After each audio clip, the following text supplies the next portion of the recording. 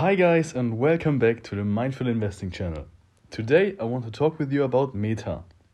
I guess most of you know what Meta does and use one or even multiple of their services, so I'll just skip the usual short company description and dive right into the valuation.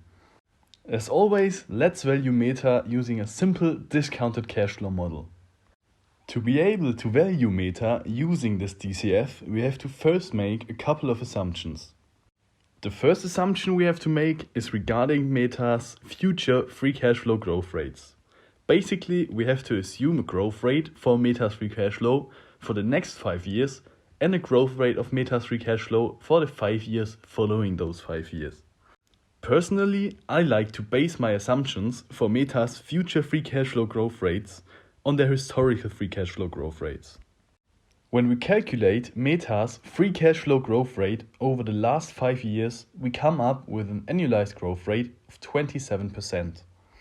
Because there has been quite a hefty jump in Meta's free cash flow in 2021, and because I always want to stay conservative in my assumptions, I only assumed a future free cash flow growth rate for the next 5 years of 12% and for the 5 years following those 5 years of 8%.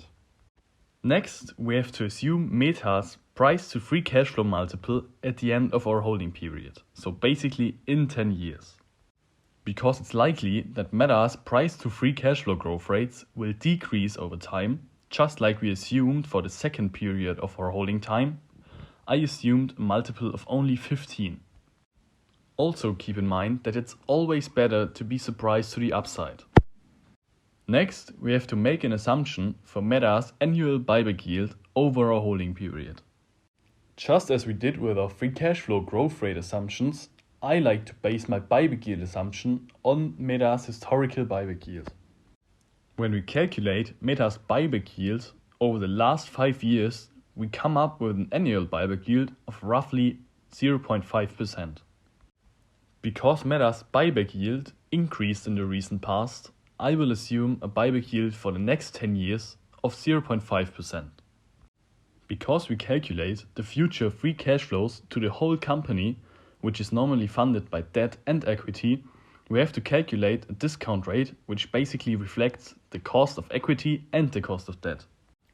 To calculate this discount rate, in the simplified version of a DCF, we just enter Meta's market cap, its interest-bearing debt and its interest expenses. Meta currently doesn't have any interest-bearing debt, so basically the whole company is funded by equity. That's also why the discount rate is equal to the cost of equity we assume. So now we can adjust our cost of equity, so basically our internal rate of return, until the number in the green box is equal to Meta's current enterprise value per share. So basically the value of the whole company per share.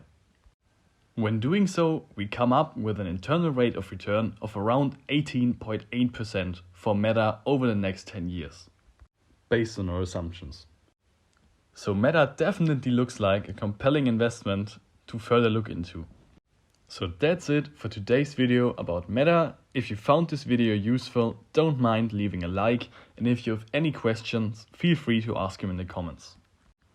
As always, please do your own research, your own due diligence, and never simply trust a guy on the internet telling you that there might be a potential investment opportunity. See you next time.